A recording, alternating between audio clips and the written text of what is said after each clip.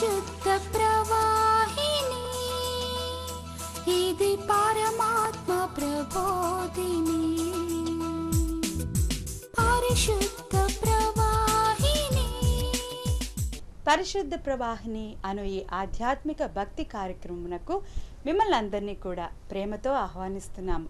రండి, ఈ కార్యక్రమము చూసి దైవ ఆశీర్వాదాలు పొందండి. భూమి మీద చిన్నవి 4 గలవు, అవి మిక్కిలి జ్ఞానము గలవి. చీమలు బలము లేని జీవులు, అయినను వేసవిలో తమ ఆహారమును సిద్ధపరచుకొనును. చిన్న కుందేళ్ళు బలము లేని జీవులు, ఆయనను పేట సందుల నివాసము కలిగించుకున్నా. మిడతలకు రాజులేడు, పంక్తులు తీరి సాగిపోవును. పట్టుకొనగలవు, రాజుల గృహములవి ఉండును. చాలా అంతవరకు చాలు. 4 ఉన్నాయి ఇక్కడ. చిన్నవి అంటాయి కదండి, చిన్నవి 4 కలవు. అయితే ఈ చిన్న వాటిల్లో అది అంటారు చూసారా, సూక్ష్మంలో ఏమంటారు చెప్పనమ్మ తర్వాత మాట, మోక్షం కదా. చిన్న సూక్ష్మంలో మోక్షం ఉందంట చాలామంది. అట్టనే ఈ చిన్న వాటిలో మనుషులు, మానవులు నేర్చుకోవలసినటివి, నడవవలసినటువంటివి, అనుసరించవలసినటివి చాలా ఉన్నాయి. దాన్ని కూర్చోండమ్మా. కాబట్టి వీటి మనం గమనించుకోవాలా. దేవుడు చూడండి, దేవుడు సృష్టిని చేశాడా ఏమా? దేవుడు సృష్టి అంతా చేసిన తర్వాత మానవుని చేశాడు. బాగా వినాలి, ఈ సృష్టి అంతా చేసిన తర్వాత దేవుడు మానవుని చేస్తాడు. మానవుని చేసి ఏం చెప్పాడు చెప్పండి అమ్మా? ఈ భూమిని ఎలమని చెప్పాడు. Dominion over this world or this earth. అంటే ఈ ప్రపంచాన్ని నువ్వు స్వాధీనపరుచుకొని ఏమన్నాడు? ఏలమన్నాడు. టు రూయిన్ అంటే ఆస్వాదించను, ఎట్లనగా ఫలించి అభివృద్ధి పొంది విస్తరించి భూమిని నిండించి, అది ఆఖరి మాట ఏందమ్మా, దానిని లోపరుచుకోమని దేవుడు చెప్పాడు. ఈ సృష్టి అంతా చేశాడు దేవుడు. దేవుడు గమనించండి, మానవులకు దేవుడు ఆలోచన ఇవ్వటానికి, ఒక విషయంలో చెప్పాలంటే జ్ఞానము నేర్పించడానికి, లేకపోతే వారికి టు కరెక్ట్ దెమ్ అంటే వాళ్ళు సరైన మార్గంలో పెట్టడానికి దేవుడు సృష్టిని వాడుకున్నాడు లేదా చెప్పండి అమ్మా? వాడుకున్నాడా? మరి బుద్ధి కలిగించడానికి జంతువులను వాడుకున్నాడా? బిలాముకు దేంతో బుద్ధి తెప్పించాడు? ఏదమ్మా సరిగ్గా వినపట్లే ఏటమ్మా? గాడిదతో దేవుడు మాట్లాడించాడు కదా. సామెతల గ్రంథం 6వ అధ్యాయం అంటే అమ్మా, సామెతలు 6 నుంచి 8 వరకు చదవండి దయచేసి. సామెతలు సోమరి ఏడకెళ్ళమంటున్నాడు? చీమల దగ్గరెళ్ళు. ఏం కనిపెట్టమన్నాడమ్మా? వాటి నడతలు కనిపెట్టి. చీమ ఎంత ఉంటుంది చెప్పండి? చేతికి దిక్కిద్ది అసలు. మరి చీమ దగ్గర ఏం జ్ఞానం ఉంటుంది అసలు? దాన్ని నిన్న మొన్న ఎవరు అన్నారు, అసలు దానికి మెదడు ఉందా, దానికి కళ్ళు ఉన్నాయా, వాళ్ళ నడతను కనిపెట్టాలంట, జ్ఞానం నేర్చుకోమంటున్నాడంట.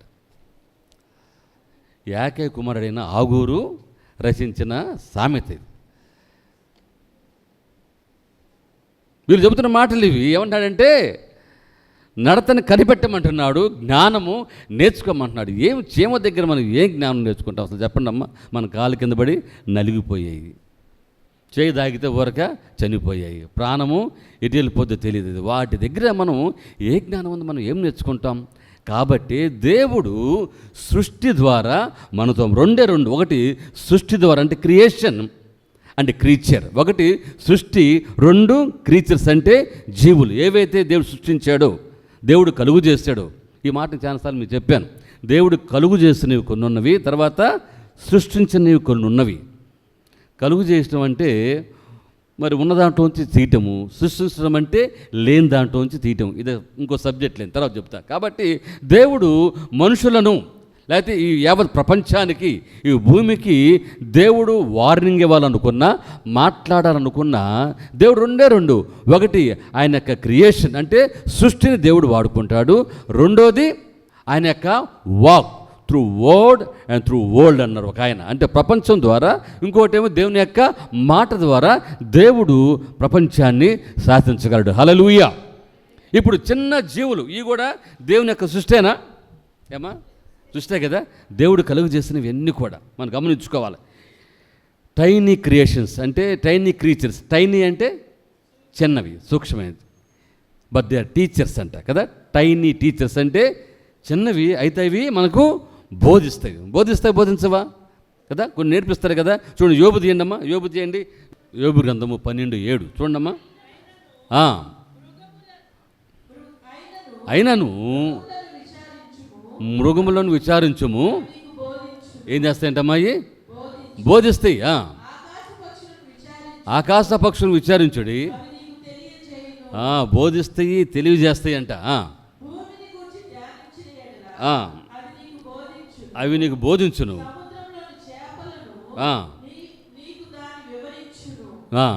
కదా. ఇవన్నీ వివరిస్తాయి, బోధిస్తాయి. చేపలు, పక్షులు కదమ్మా, ఇవన్నీ కూడా దేవుని సృష్టియే. గమనించండి. ఇంకో చోట ఇంకో మాట అంటాడు. కూర్చోండి అమ్మ, కూర్చో. రావటం గమని కూర్చో, టకాన్ని కూర్చోటమే, మాట్లాడుకోమక్క. దేవుని స్తోత్రం కలుగు. హల్లెలూయా, హల్లెలూయా. కాబట్టి నేను కొన్ని విషయాలు మీకు చెప్పాలనుకున్నాను. 4 ఉన్నాయి. ఒకటి చీమ, మొదటిది ఏంటమ్మా? చీమలు. రెండవది కుందేలు. మూడవది మిడత. నాలుగవది ఆఖరిది బల్లి. ఇవన్నీ గురించి మనం ధ్యానం చేసుకుందాం. టైం ఉంటే 2 లేకపోతే 4 కూడా మనం ముగించుకుందాం. కాబట్టి దేవుడు చెబుతున్నాడు, దేవుడు సృష్టి ద్వారా తాను సృష్టించినటువంటి ఈ సృష్టి ద్వారా దేవుడు మనుషులతో మాట్లాడతాడు. ఇంకో చోట అంటాడు దేవుడు యెషయా గ్రంథంలో, భూమి ఆలకించుము అంటాడు కదమ్మా. ఆకాశమా చెవి యొగ్గు భూమి. ఎందుకని దేవుడు ఆకాశంతో అంటాడు ఈ మాట? ఆ మాట వింటది కాబట్టి. మానవులు చెడిపోయారు, వారు నా మాట వింటలేదమ్మా. ఆకాశమా ఆలకించుము, చెవి భూమి చెవి, నువ్వు వినమ్మ భూమి. ఈ 2 కూడా దేవుడు చేసినవే కదా. ఆఖరికి ఈ 2 కూడా లయమైపోయే పరిస్థితి కూడా వస్తుందని ప్రకటన గ్రంథంలో మనం చూస్తున్నాం. దేవుని స్తోత్రం కలుగుగా. హల్లెలూయా. దేవుడు ఎవరితో మాట్లాడతాడు? మనుషులు వినపోతే కదండి. దేవుడు సృష్టించిన మానవుడు వినపోతే, బుద్ధిహీనుడిగా తిరుగుతూ ఉంటే, దేవుడు తాను సృష్టించినటువంటి భూమితోనూ ఆకాశంతోనూ దేవుడు మాట్లాడుతున్నాడు. కాబట్టి క్రీస్తు ప్రేమ దేవుని సంగమా, దేవుని బిడ్డలారా, మనం నేర్చుకోవాల్సిన మాటలు, దేవుని యొక్క వాక్యము మనకి ఏమి ఉపదేశిస్తుందంటే, మనకేమి బోధిస్తుందంటే, మనకు జ్ఞానము కలగటానికి. అందుకే కొరింథీయులో ఉంటుంది కదా, చిన్న మాట ఉంది కదా, బుద్ధిహీనులకు జ్ఞానం కలగటానికి దేవుడు ఎన్నిక లేని వారిని ఏర్పాటు చేసుకుంటాడు. చూసి ఆ మాట చదవం, తెలిసిన వాళ్ళు తెలియని గబగబా. మొదటి 6వ అధ్యాయం 7వ అధ్యాయంలో కదా, జ్ఞానులను సిగ్గుపరచుటకు లోకంలో నుండి వెర్రివారిని దేవుడు ఏర్పరచుకుని ఉన్నాడు. బలవంతులైన వారిని సిగ్గుపరచుటకు లోకములో బలహీన వారిని దేవుడు ఏర్పరచుకున్నాడు. కాబట్టి నేను గుర్తుపెట్టుకోండి, దేవుడికి పనికి రాని వాటినే కదండి, లేదా వీక్ పర్సన్స్నే, లేదా స్మాలెస్ట్ థింగ్స్ కదండి, దేవుడు వాటి నుంచి దేవుడు మహా అద్భుతములను దేవుడు చూపిస్తాడు. హల్లెలూయా. మనకు జ్ఞానం రావటానికి మనం మార్గము తప్పి తిరుగుతున్నప్పుడు దేవుడు కొన్నిటి ద్వారా మనకు జ్ఞానాన్ని బోధిస్తాడనే ఇక్కడ యాకోబు కుమారుడైన ఆగూరు సెలవిస్తున్న మాటలు. ఆగూరు అనగా దేవుని యొక్క దర్శనము కలిగిన వాడు. ఆమేన్, హల్లెలూయా. కాబట్టి వీరు రాస్తున్న మాటలు ఇవి. చీమలు, ఇప్పుడు చీమల దగ్గరికి వద్దాం. చీమలు ఎట్లాంటి అమ్మాయి చెప్పండి అమ్మా, ఏమంటాడు చీమల దగ్గర?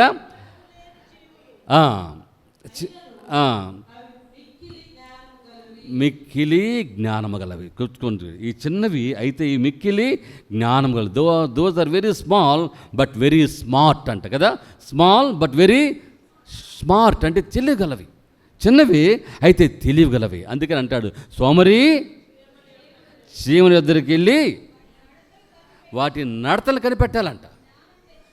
వాటి నడతలు కనిపెట్టి, అసలు అదే అన్న పట్టుకోవటానికే చేత కదా కదమ్మా, మనం పట్టుకోలేము వాటిని. చాలా కష్టమైంది ఏంటంటే లోకంలో చెప్పమంటారా? అసలు కష్టమైంది చెప్పంటావు చీమ విషయంలో. ఏమ్మా, చీమకంట లిఫ్ట్ ఎక్కడం భలే కష్టం అంట, తెలుసమ్మా? వేస్తారు ఎవరన్నా లిఫ్ట్కు? అమ్మా వేస్తారా? ఎంత కష్టమో చీమకి లిఫ్ట్కి వేయటం. ఎవరైనా వేసి ఉంటే తీసుకురండి, నేను కొనిస్తా. సరేనా? ఎంత కష్టమో కదండి.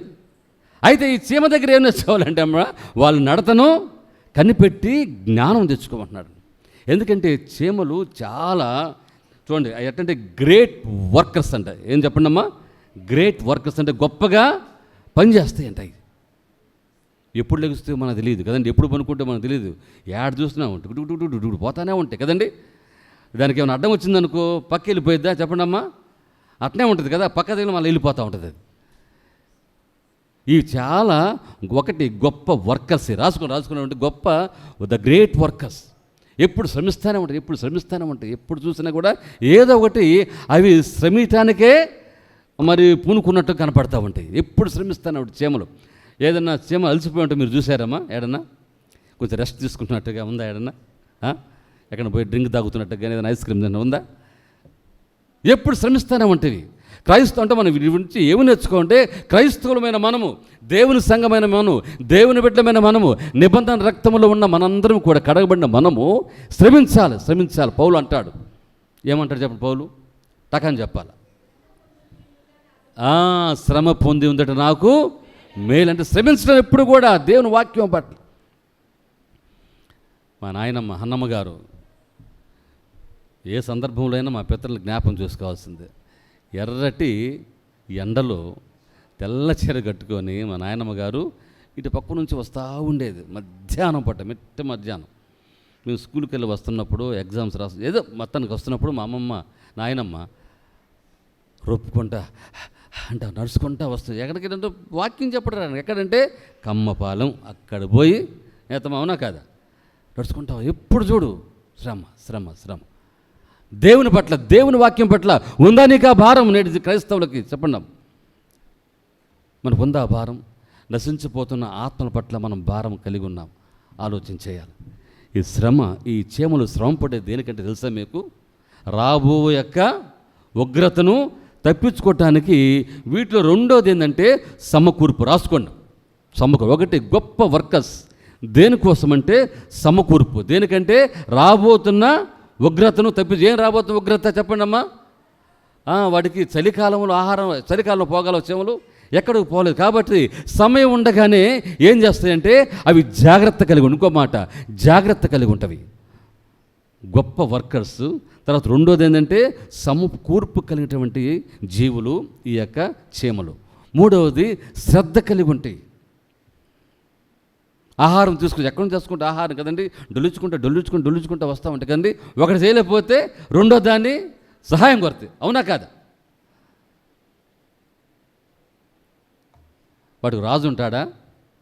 ఉన్నాడు కదా. అయితే ఉంటాడు. ఎవరికైనా సరే ముందు నడిపించేది లేడీసే కదమ్మా. రాణి చీమ ఉంటుందంట. మనం దాన్ని ఎప్పుడు చూడలేదు. దమ్మ అనవసరం వస్తుంది, దాని గురించి మనం మాట్లాడాల్సిన అవసరం లేదు. చీమ ఉంటుంది, నడిపిస్తూ ఉంటుందంట. అయితే నేను ఎప్పుడు చూడలేదు. అయితే చీమలు వెళ్తూ ఉంటాయి, కానీ రాణి చీమ అనేది ఉంటుందంట. మొత్తానికి అవి వాటి యొక్క ఆర్డర్స్ ప్రకారం అవి వెళ్తూ ఉంటాయి. మరి ఎట్లా వింటావో, ఎట్లా నడుచుకుంటావో ఏమిటో మాకు తెలీదు. అంత పెద్ద యాకు కుమారుడు ఆగూరు అంటాడు, చీమల దగ్గర పోయి మీరు నడత నేర్చుకోండి. అవి చూడటానికే సరిగ్గా కనపడు కదండి, వాటిని పట్టుకోవటానికి కూడా అవి అందవు. అయితే చీమ కుడితే ఏం చేస్తాము మనం చెప్పండి? అబ్బో అంటాం, అవునా కాదా కదా.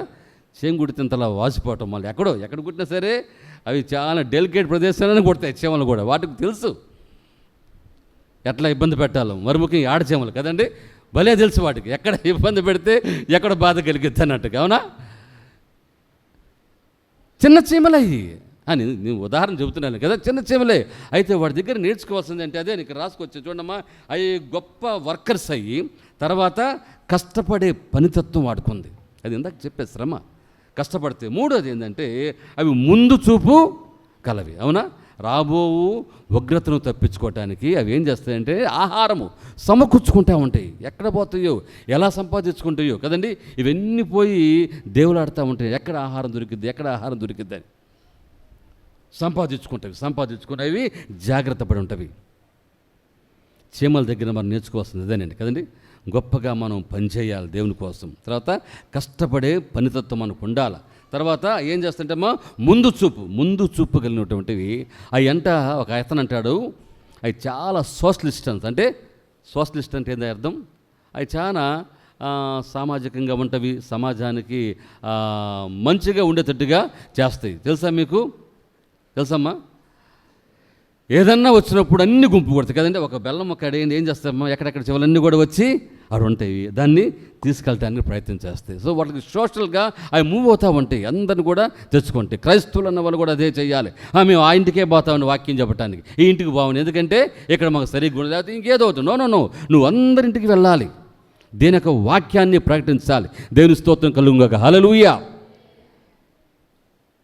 రేపు పరలోకి పోయిన తర్వాత ఆ పక్కింటి రక్షణ పొందలేదు, కారణం ఏంటంటే నువ్వు ఆ ఇంటికి పోకుండా వచ్చేసే వాక్యం చెప్పేసి అని ఆమె చెప్తే రేపు నువ్వు తలకాయ ఆడబెట్టుకుంటావు. చెప్పండి, అయ్యా ఆ ఇంటి దాకా వచ్చి మా ఇంటి దాకా రాలేదయ్యా, అందుకనే నీ గురించి వినలేదయ్యా అని చెప్పింది అనుకో, ఎంత బాధ. సో కాబట్టి సోషల్ మూవింగ్ అందరితో కూడా నువ్వు సామాజికంగా ఉండాలి కదండి, సరళత్వం కలిగి ఉండాలి. దేవుని స్తోత్రం కలుగుగాక. హల్లెలూయా, హల్లెలూయా. కాబట్టి మొదటిది ఏంటంటే చీమల దగ్గర మనం నేర్చుకోవాల్సింది అదే కదండి, అవి సమకూర్పు కలిగి ఉంటాయి. బైబిల్లో ఒక అతను ఉన్నాడు, రాబోయే కరువును మరి ముందుగానే ఆలోచన చేసి ఏం చేశాడు చెప్పండి అమ్మా.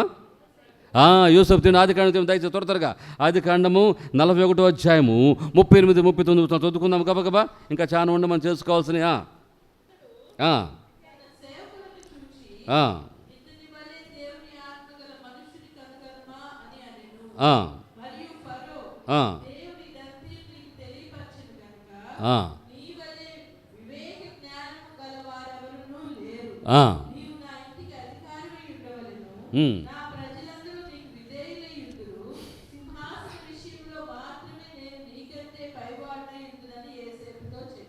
దానికి ముందు ఉన్నమాట. ఎందుకంటే యోసేపు ఏం చేశాడంటమ్మా, 7 సంవత్సరాలు ధాన్యాన్ని ఏం చేశాడు, కరువు ఉంది కాబట్టి రాబో కరువును గుర్తుపెట్టుకొని కరువును దాచిపెట్టాడు.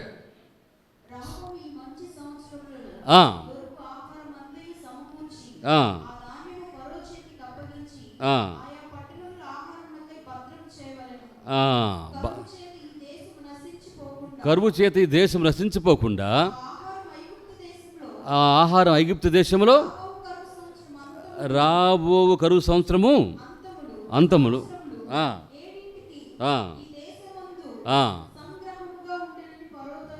దేవుని స్తోత్రం. హల్లెలూయా. అందరూ దేవుని స్తోత్రం చేద్దాం. హల్లెలూయా.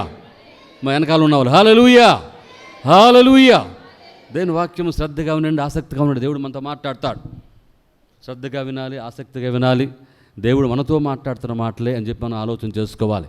చీమలు చాలా చిన్నవి కదండి, అవి వాటి నడతను మనం కనిపెట్టాలి. ఎందుకంటే ఇవి చాలా మరి సమకూర్పు కలిగినవి. తర్వాత ఏం చెప్పానమ్మా, కష్టజీవులు, ముందు చూపు కలిగినవి, సమకూర్చుకునే జ్ఞానం గలవి చీమలు. కాబట్టి నీవు నీ కుటుంబము, మన కుటుంబాలన్నీ కూడా, ఎందుకంటే రాబోయే దినములు ఎట్లా చెప్పండి అమ్మా, మంచివా రాబోయే దినములు చెడ్డవి గనుక సమయమును పోనీయక సద్వినియోగం చేసుకోవాలి. అజ్ఞానం వలె గాక జ్ఞానం, ఈ జ్ఞానము గలవి చీమలు కూడా ఏమంటాడమ్మా, నడతలు నేర్చుకొని జ్ఞానము చదవమ్మా, జ్ఞానమును మీరు సంపాదించుకో చీమ దగ్గర. ఆహారం సిద్ధపరచుకొని అవి జ్ఞానముగా నడతను కనిపెట్టమంటాడు. తర్వాత నడతను కనిపెట్టి జ్ఞానం నేర్చుకో, వాడి దగ్గర నేర్చుకోవాలి మన చీమల దగ్గర జ్ఞానం. దేవుడు నిందాకే చెప్పే సృష్టి ద్వారా, జీవుల ద్వారా దేవుడు మనకు ఉపదేశం ఇస్తాడు. చీమే కదా అనుకుంటే మనం ఏం సంపాదించుకోలేము, మనం ఏం కూడా నేర్చుకోలేము. దేవుడు చెప్పిన మాటలు. ఊరు అంటాడు, అయ్యా చీమల దగ్గర నువ్వు నేర్చుకో. ఎందుకంటే కీర్తనలు చూడమ్మా, కీర్తనలో 1:1 ఏమని చెప్పండి, దుష్టుల చెప్పు చాలా దుష్టుల ఆలోచన. చీమలకి దుష్టుల ఆలోచన ఏమి ఉండదు కదా, ఒకటే ఆలోచన ఏంటంటే వాడికి ఆహారం సమకూర్చుకోవటము, సంరక్షణలోనికి అవి వెళ్ళిపోవటము. చీమల దగ్గర మనం కనిపెట్టి మనం నేర్చుకోవాలి. కాబట్టి ఒకటి ఏం చేయాలంటే, ఒకటి భక్తిహీనుల నడతను మనం విడిచిపెట్టాలి. దానియేలు 4:37, దానియేలు 4:37 ఉన్న మాట మనం చదువుకుందాం.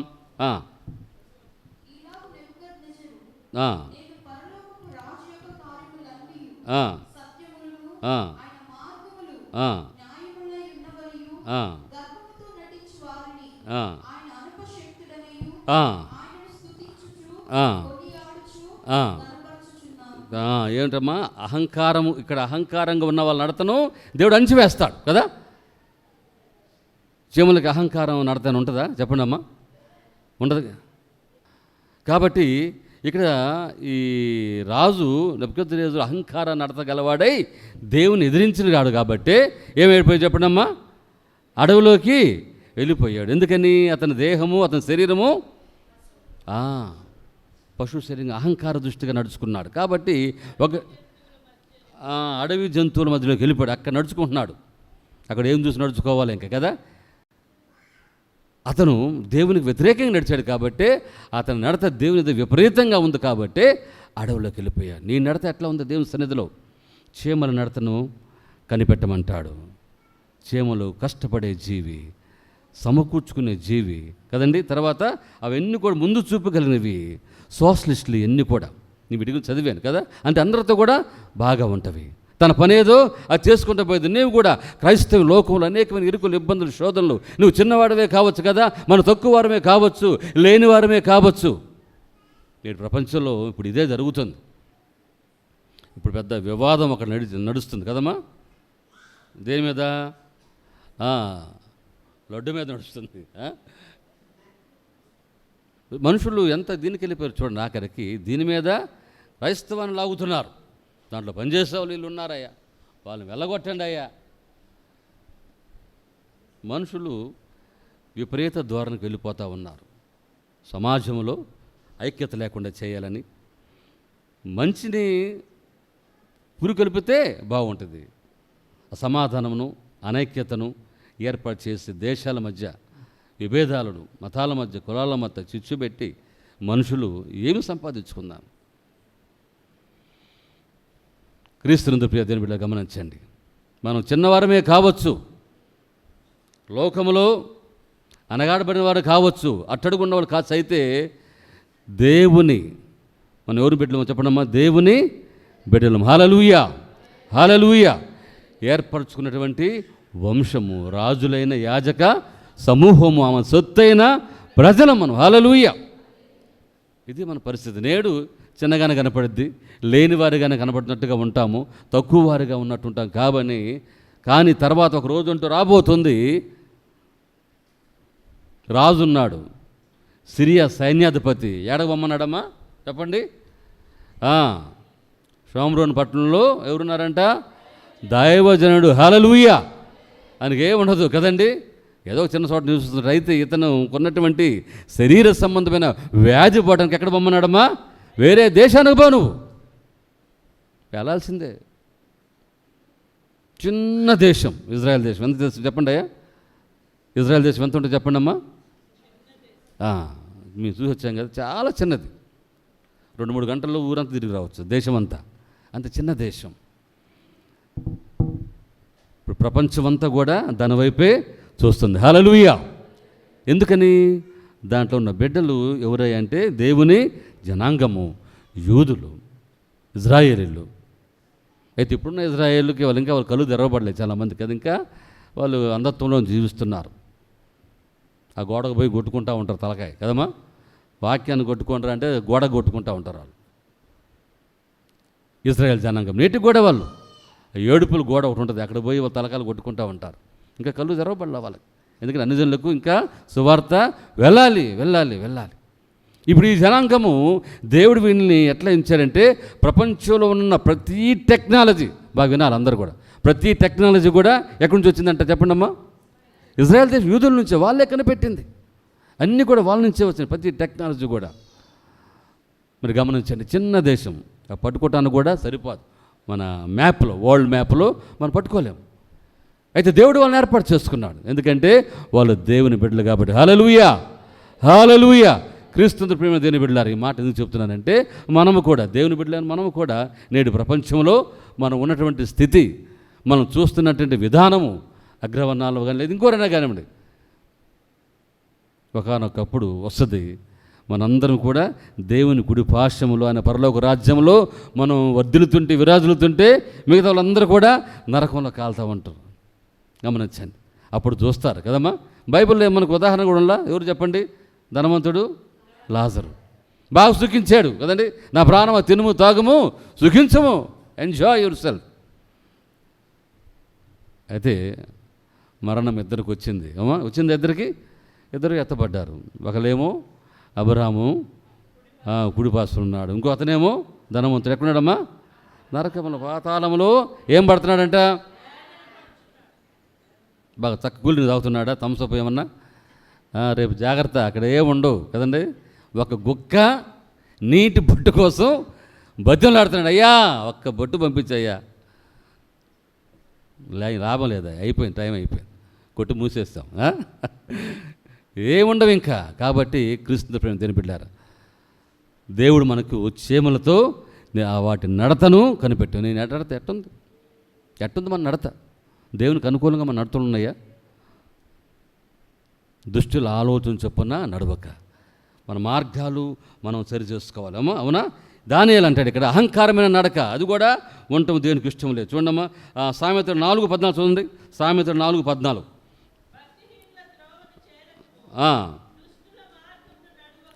ఏమ్మా? భక్తిహీనులు, తర్వాత దుష్టులు మార్గమున నడవకూడదు. మనం దుష్టుల మార్గం నడవకూడదు, భక్తిహీనుల మార్గం వెళ్ళకూడదండి. ఈ చీమలను చూసి మనం నేర్చుకోవాలా. ఈ చీమలకు రెండు ఆలోచనే ఉండదు, ఒకటి కదండి. దాని ఆహారం సమకూర్చుకోవాలి కదండి. వెలుగు ఉండగానే అవి కష్టపడి పని చేయాల. యేసపు కూడా జ్ఞానం ఇచ్చాడు దేవుడు కదండి. యేసపుకి అంత జ్ఞానం ఇచ్చాడు కదా. ఏదేమంటాడమ్మా? దేవుని దేవదూతల ఆత్మ కలిగిన వాడు కదన్నా. దేవుల్లో నువ్వు ఉంటే, దేవుని చెప్పిన ప్రకారం నడుచుకుంటా ఉంటే, దేవుని వాక్యానుసారంగా జీవిస్తూ ఉంటే దేవుని ఆత్మ నీలో వస్తుంది. హల్లెలూయా. దేవుని ఆత్మను నడిపిస్తుంది, మనం కాదు కదండి. ఆత్మను నడిపిస్తుంది. ఎందరూ ఆత్మచేత నడిపించబడుదురు వారందరూ దేవుని కుమారులు. చూడండి, రోమాలో ఉందన్నమాట 6:14, 5:14. మొత్తం అక్కడే ఉంటుంది, ఎక్కడ కదండి. ఎందరూ దేవుని ఆత్మచేత నడిపించబడతారు వారందరూ కూడా దేవుని కుమారుడు. దేవుని స్తోత్రం కలుగుగాక. హల్లెలూయా. ఆత్మ కలిగి నడుచుకోవాలి. మరి చీమలకు ఆత్మ ఉందా? లేదు కదా. వీటికి ఏముందంటమ్మా? జ్ఞానం ఉంది. మనుషులు మనకు ఆత్మ ఉన్నా కూడా జ్ఞానంగా నడుచుకోలేం, తెలివిగా నడుచుకోలేకపోతున్నాం, మన కుటుంబాన్ని రక్షించుకోలేకపోతున్నాం, నిన్ను నువ్వు కాపాడుకోలేకపోతున్నావు కదండి. రాబోయే దినాలు చాలా భయంకరమైనవి. కాబట్టి ఈ చిన్న జీవుల దగ్గర మనం నేర్చుకోవాలి. ఆమోసు 3:3 చూడమ్మా. చాలా రెఫరెన్స్లు ఉన్నాయి, చాలా రాసుకొని వచ్చా, చెప్పాలేనా? చూడమ్మా, ఆమోసు 3:3 చదవనమ్మా. ఇద్దరు కూడి నడుతురా, సమ్మతింపకుండా. చాలమ్మా, సమ్మతింపకుండా ఇద్దరు నడవలేదు. చీమలు కూడా అంతే కదండి. వాడికి సమాధానం లేకపోతే, సమ్మతించకపోతే, కలిసి లేకపోతే, వాడికి ఐక్యత లేకపోతే, ఒకరి మాట ఒకరు లోబడి జీవించకపోతే అవి పని చేయగలవమ్మా? చెప్పండి. ఆహారం సమకూర్చుకోగలవా? క్రైస్తవులుగా మనం నేర్చుకోవాలి ఈ మాటలు. వాడి నడతలు కనిపెట్టమన్నాడు, వాడి దగ్గర జ్ఞానం నేర్చుకోమన్నాడు. నడుచుకుంటున్నాం మనం? ఆలోచించండి. ఇవి సమ్మతిస్తాయి, ఒకదానికొకటి లోబడుతుంది. చూడండి, ఎక్కడైనా సరే చీమల యొక్క వాటి యొక్క నడతలో కానీ వాటి క్రమంలో ఎక్కడ కూడా ఏమి తప్పు ఉండవు కదండి. చక్క వెళ్ళిపోతానే ఉంటాయి. అవి సమకూర్చుకుంటాయి. మళ్ళీ ఒకటి పోతూ ఉంటుంది, ఒకటి వస్తూ ఉంటుంది కదా. అవునా కాదా? ఒకటి పోతూ ఉంటుంది, ఒకటి వస్తూ ఉంటుంది. ఎంత ఐక్యత కదండి, ఎంత త్వరగా అవి పనిచేస్తూ ఉంటావు. నీవు కూడా త్వరపడాలి చీమల్లాగానే కదండి. ఎందుకంటే ఇక దినములు చెడ్డవి, మంచి దినాలు లేవు. ప్రపంచంలోకి ముప్పు రాబోతుంది కదండి. మనం చూసాం ఎంత విపత్తు జరిగిందో విజయవాడలో. ఇప్పుడు కూడా ఏదో దేశంలో కదండి, థాయిలాండ్లోనో ఎక్కడో, హాంకాంగ్లో ఎక్కడో వరదలు అన్నీ కూడా ప్రపంచం అంతా కూడా భయంకరం అయిపోతూ ఉందండి. విపరీతమైనటువంటి పరిస్థితులు ఎప్పుడు కానీ విని ఎరగని సంఘటనలు జరుగుతుంది. కారణం ఏంటంటే ప్రభువు సమీపిస్తున్నాడు కదా. అయితే క్రీస్తునందు ప్రేమ దేవుని బిడ్డలారా, దేవుని సంఘం మన దేని విషయం కూడా మనం భయపడక్కర్లేదు. బీ రెడీ, మనం రెడీగా ఉంటాం. ఎప్పుడైతే నీవు నీ నడతను కనిపెట్టుకుని ఉంటావు, నీ మార్గములు ఎప్పుడైతే నువ్వు సరి చేసుకుంటావో, రక్షణ కొరకే పరిగెత్తావో, ఆహారం అంటే ఈ ఆహారాన్ని సమకూర్చుకుంటాయి. అటు నీవు కూడా ఆత్మీయ ఆహారాన్ని సమకూర్చుకోవాలో, తెచ్చుకోవాలో పోయి. ఎందుకంటే రాబోయే దినాల్లో ఏమంటామా, ఆహారం గురించిన కరువు కాదు కానీ వాక్యం గురించినటువంటి కరువు రాబోతుంది. మీరు జాగ్రత్త పడాలా. నువ్వు జాగ్రత్త పడాలి. ఆ పాట ఏందమ్మా? వాక్యమును యాకోబుకు తెలియజేసిన వాడని, వాక్యమును యాకోబుకు అందరూ పాడాలి. తెలియజేసిన వాడని ఏ జనముకి లాగునా యుండలేదని, ఏ జనముకి లాగునా చేసి ఉండలేదనిదే ఉనికి స్తోత్రము గానము చేయుచయే మంచిది మన మందరము స్తుతి గానము చేయుటయే మంచిది. హల్లెలూయా, హల్లెలూయా. కాబట్టి మొదటిది చీమలు అవి మంచి ఆర్గనైజేషన్ కదా, మంచి ఆర్డర్లో ఉంటాయి, మంచి ఆర్గనైజ్ చేసుకుంటే వాటికి అవే మంచి డిసిప్లిన్గా ఉంటవి కదండి, అవి సమకూర్చుకుంటవి, కష్టపడి పనిచేస్తవి. మనలో కూడా క్రైస్తవులుగా దేవుని బిడ్డలుగా ఈ అంత్య దినాల్లో మనం చేయవలసిన కూడా అదే, వాక్యాన్ని మనం సమకూర్చుకోవాలి.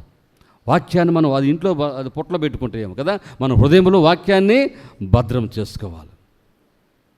ఎందుకంటే వాక్యము పాదములకు దీపము, త్రోవకు వెలుగు. వాక్యము లేనిదే మన చీకటి బతుకులైపోతాం కదండి. కాబట్టి క్రీస్తు ప్రేమ దీని బిడ్డలారా, వాక్యాన్ని మనం సమకూర్చుకో. మొదటిది చీమల గురించి. రెండవది చూడమ్మా, రెండోది ఏంటమ్మా? కుందేళ్ళు కదా. ఈ కుందేళ్ళు ఎలా ఉంటాయి చెప్పండి అమ్మా? చాలా చిన్నవంట. ఒక ఆయన ఏమంటాడంటే ఇవి చిన్న ఎలుక సైజు అంట. ఎంత అంటే అమ్మా? ఎలుకలు కదా, ఎలుక సైజులో ఉంటాయి ఈ కుందేళ్ళు. ఇప్పుడు మనం అనుకున్న కుందేళ్ళు ఉన్నాయి కదా, మనకు తెలుసు, అలాంటివి కాదు ఇవి. ఇది ఒక రకమైన జాతికి హైరాక్సీ అంటారు. వీటిని హైరాక్సీ అంటారు. అంటే ఇటు కుందేలు ఇటు ఎలుక ఉంది కదా, ఈ రెండింటికి మధ్యలో ఉంటాయి అన్నమాట. వాటిని కూడా కుందేలే అని అంటారు.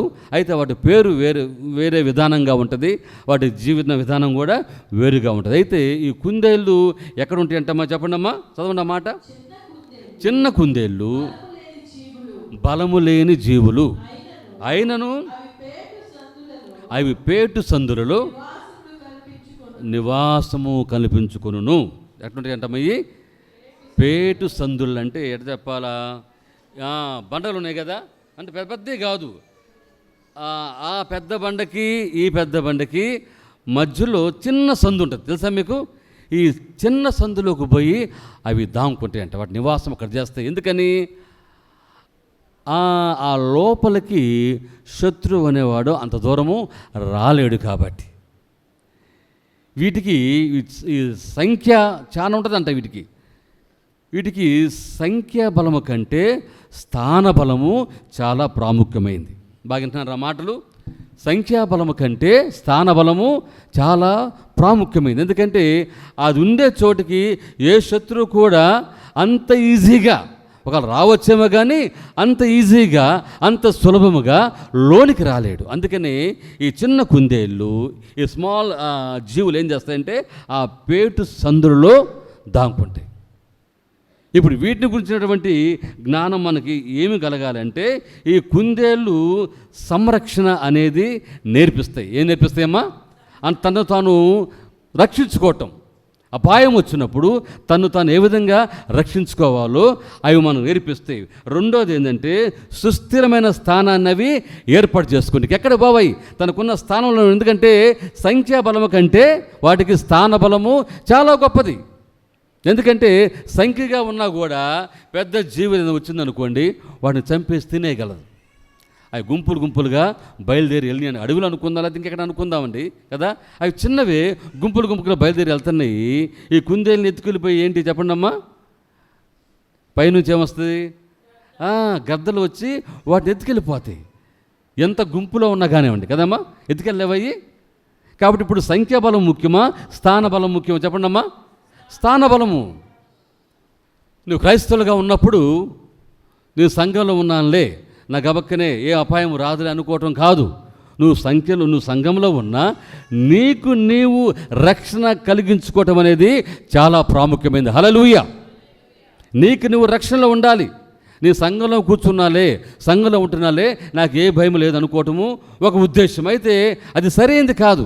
నీకు నీవు రక్షణ కలిగించుకోవాలి. నువ్వు రక్షణలో ఉన్నావా లేదా? అపోస్తల కార్యం మనం చూస్తే ఎవరమ్మా అతను? పిలుపు అద్భుత కార్యాలు చేస్తుంటే ఇతను కూడా ఏం పేరు అతని పేరు? గాడ్ సీమోను.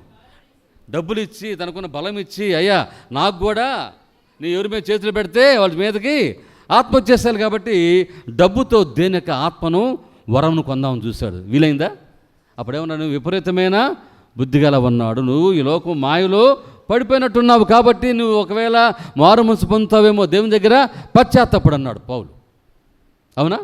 కాబట్టి నీ డబ్బు లేకపోతే నీకున్న హోదా ఇవి రక్షించు, నీకు నీవే రక్షణ పొందుకోవాలి. హల్లెలూయా. అందుకనే వీటికి సంఖ్య బలము కంటే స్థాన బలము చాలా ప్రాముఖ్యమైంది. అందుకని ఏమైనా వచ్చినప్పుడు గబక్కన పోయి అవి ఏం చేస్తాయంటమ్మా? దాంకుంటే. చూడండి, దీనికి వాక్యం చదువుకుని దీని గురించి 104:18 కీర్తన చదవమ్మా. కీర్తనలు 104:18 చదవండి.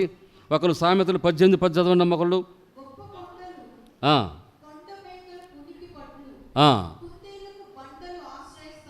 కుందేళ్ళకు బండ ఆశ్రయిస్తాను. ఈ బండ కదమ్మా బైబిల్లోకి మనం వస్తే నూతన బంధంలోకి ఆ బండ ఎవరంటమ్మా?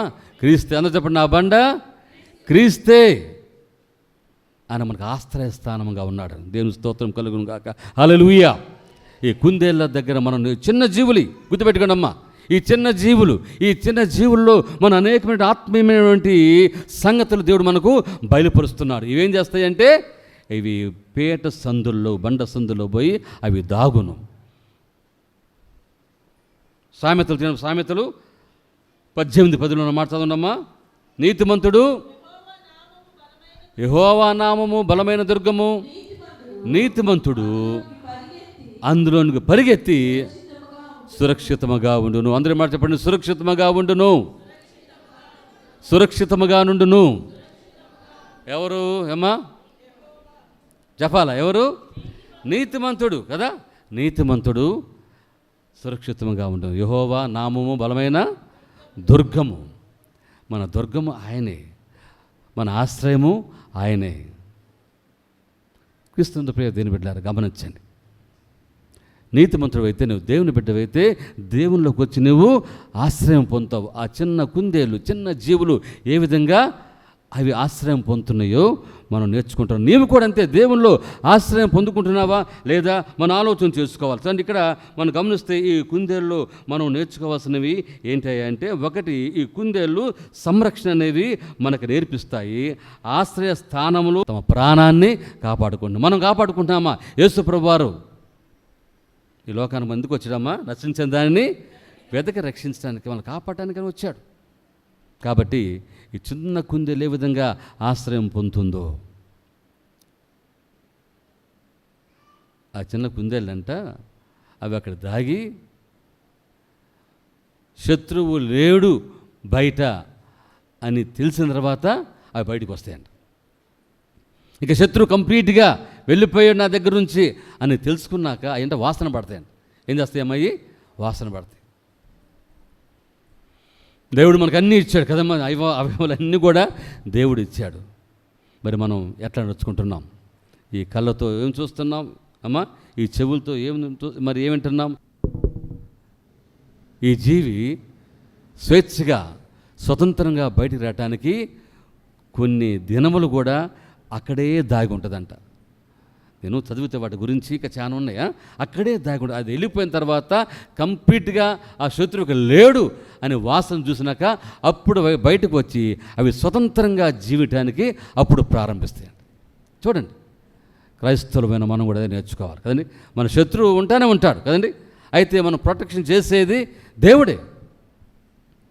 దేవుని బిడ్డల చుట్టూ ఎప్పుడు కూడా దేవుని యొక్క కాపుదల ఉంటానే ఉంటుంది. హల్లెలూయా, హల్లెలూయా. కాబట్టి ప్రియ దేవుని బిడ్డలారా, దేవుని ఒక మాట మనం చదువుకుందామా. చూడండి, కీర్తనల గ్రంథము 61:3 చదవండమ్మా. కీర్తనలు 61:3. నీవు నాకు ఆశ్రయముగా ఉంటివి, శత్రువుల ఎదుట బలమైన కోటగా ఉన్నావయ్యా. నువ్వు సౌలు దగ్గర తప్పించుకున్నప్పుడు ఈ మాట అంటాడు. శత్రుడు ఎదుట నువ్వు నాకు ఎట్లంటమ్మా బలమైన కోట. అదే ఈ బండన్నా కానివ్వండి, కోట అన్నా కానీ ఏదన్నమ్మా, ఎన్ని కూడా ఈ చిన్న కుందేలు మనకు నేర్పిస్తున్నవి. ఏమి నేర్పిస్తున్నవి? సంరక్షణ నేర్పిస్తే ఎట్లా రక్షించుకోవాలో, తర్వాత సుస్థిరమైన స్థానం అది ఏర్పాటు చేసుకున్నవి. మనకి సంఘానికి సుస్థిరమైన స్థానం ఉందా అమ్మా? ఉంది కదా. ఎక్కడుంది అది? యేసయ్య దగ్గర. అయితే పరలోకములు. హల్లెలూయా, హల్లెలూయా. అక్కడ మన సుస్థిరమైన స్థానములో. వీటికేమో ఈ పేట సందుల్లో సుస్థిరమైన స్థానాలు ఇంకెక్కడ ఉండవయి కదమ్మా. పొలాల్లో కానీ, లేకపోతే చెట్ల మీద కానీ, లేకపోతే ఇంకెక్కడైనా ఎక్కడ ఉండవంట. ఈ బండ సందుల్లోనే ఇవి ఉంటాయంట. నీడ, ఆశ్రయము ఇవన్నీ కలుగు చేసుకొని అక్కడే జీవిస్తాయి. క్రీస్తునందు ప్రియ దేవుని బిడ్డలారా, మనము కూడా దేవుని దగ్గర కదండి, క్రీస్తు యేసు అనే బండలో మనం జీవించాలి. ఆయన యొక్క చాటున మనము నివసించాలండి. సుస్థిరమైన స్థానం అదే. కాబట్టి ఈ జీవులో మనం నేర్చుకుంటున్నాం. చూడమ్మా, ఈ మాట చదవండి. యెషయా గ్రంథము 25:3 చదవండమ్మా. ఈ కరులో ఊపిరి ఆ, గోడకు తగిలిన గాలి వలె ఆ, గాలి వాన వలె ఉండగా ఆ. నీవు బీదలకు శరణ్యముగా ఉంటివి. ఎవరికమ్మా? బీదలకు శరణ్యముగా, బీదలకు శరణ్యముగా ఉంటివి. దరిద్రులకు కలిగిన శ్రమలో వారికి శరణ్యముగాను, గాలి వాన తగులకుండా, గాలి వాన తగలకుండా, ఆశ్రయముగాను, వెట్ట తగలకుండా చాలు. దేవుని స్తోత్రం, హల్లెలూయా. చూడండి, దేవుని భక్తుడు ఈ విధంగా రాస్తున్నాడు. వాళ్ళకి వెట్టగా ఉన్నాడు, ఆశ్రయంగా ఉన్నాడు. గాలి వానకి అమ్మా ఏమైందంట? చదవండి అమ్మా. గాలి వాన బేదలకు శరణ్యము.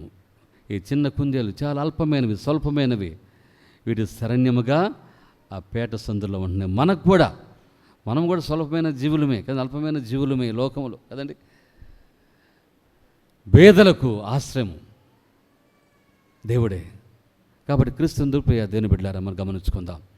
ఈ కుందేళ్ళు చిన్నవి అయితే ఇవి నేర్పిస్తున్నాయి. మనకి ఏం పాట నేర్పిస్తున్నాయంటే, మనం సంరక్షణ నేర్పిస్తవి, సుస్థిరమైన స్థానములను ఏర్పరచుకుంటున్న మనకు నేర్పిస్తవి.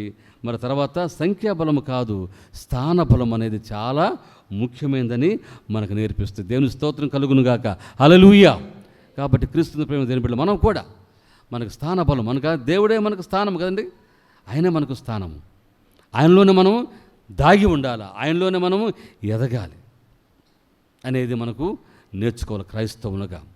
కుందేలు ఏ విధంగా అది చిన్నదైన అల్పమైనా సరే తన యొక్క సుస్థిరమైన స్థానాన్ని ఏర్పాటు చేసుకుని మనకు కూడా పరలోకములో ఏముందమ్మా, పునాదులు గల పట్టణం మన కోసం ఒకటి దేవుడు ఏర్పాటు చేస్తాడు. దానిలో మనకు స్థానము కలుగునట్లుగా ఈ లోకంలో మనము జ్ఞానముతో నడుచుకోవాలి. క్రీస్తు ప్రియ దేవుని బిడ్డలు ఇంకా చాలా రెఫరెన్స్ ఉంది. సరే, మూడవది ఏందమ్మా చెప్పండి. మూడవది, దేవుడు మనకు నేర్పిస్తున్నటువంటి పాఠాలను మనం నేర్చుకుందాం. చిన్న జీవులే కదమ్మా ఇవి, చిన్న జీవులే అయితే గొప్ప సంగతులు మనం వీడి దగ్గర నుంచి మనం నేర్చుకుంటున్నాం. చూడండి, చీమల దగ్గర నుంచి మనం ఏం నేర్చుకున్నాం చెప్పండి అమ్మా. నడతను నేర్చుకోవాలా, తర్వాత కష్టపడటం మనం నేర్చుకోవాలా, సమకూర్పు మనం నేర్చుకోవాలా, ముందు చూపు మనం నేర్చుకోవాలా. ప్రియ దేవుని సంగమా దేవుని బిడ్డలారా, ఇవి చిన్న మాటలు ఉన్నాయి కానీ గుర్తుపెట్టుకోండి, రాబోతున్నటువంటి దినములు ఎంత గడ్డుగా ఉండబోతున్నాయో ఆలోచించుకొని మనం సమకూర్చుకుందాం. జాగ్రత్త కలిగి ఉండాలి. చాలామంది జాగ్రత్తే ఉండదు కదమ్మా. చాలామందికి జాగ్రత్తే ఉండదు.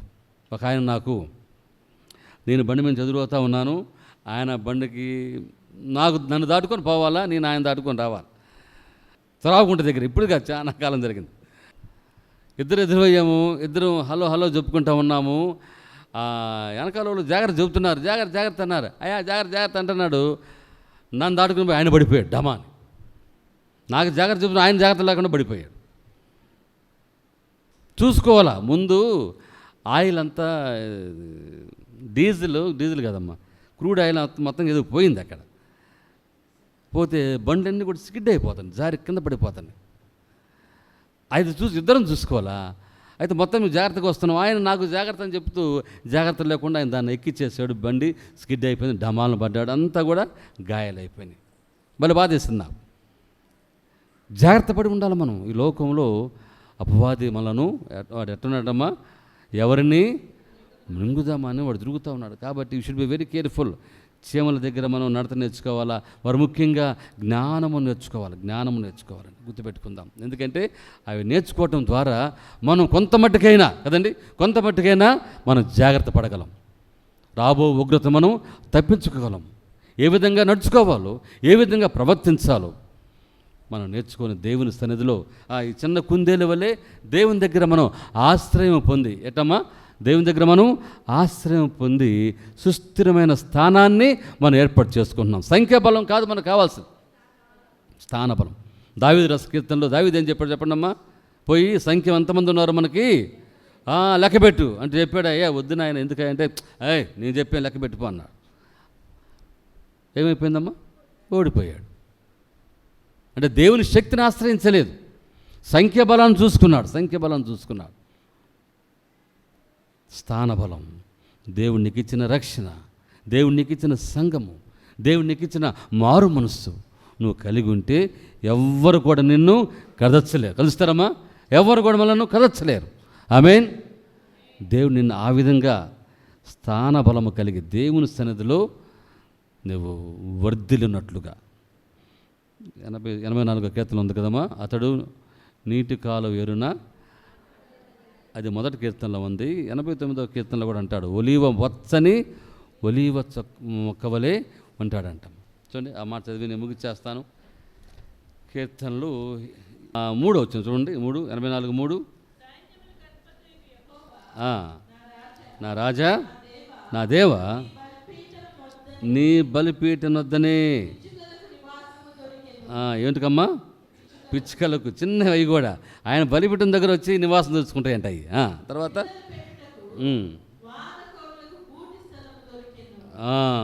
పిల్లలు పెట్టుకు వానకోయలు, అది కూడా చిన్నదే.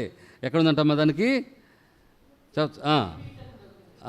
బలిపీఠం దగ్గరే. చిన్నవే ఇవి కూడా బలిపీఠం దగ్గరే కదమ్మా. అంటే దేవుని సన్నిధిలో నీకు నాకు కూడా, సరే ఇంకో మాట ఉంది తర్వాత చెప్పుకుందా, నీకు నాకు కూడా ఏముండాలమ్మా?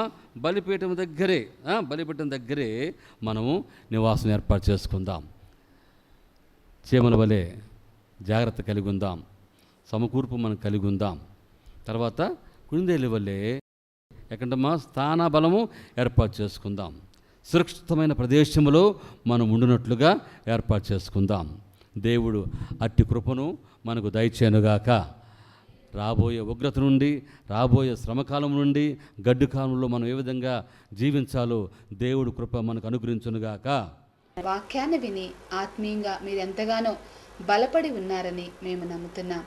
మీకు ఏదైనా ప్రార్థన అక్కర్లు ఉన్నట్లయితే తప్పకుండా మాకు తెలియచేయండి. మేము, మా కుటుంబము, సంఘము మీ అందరి కోసం ప్రార్థన చేస్తాం.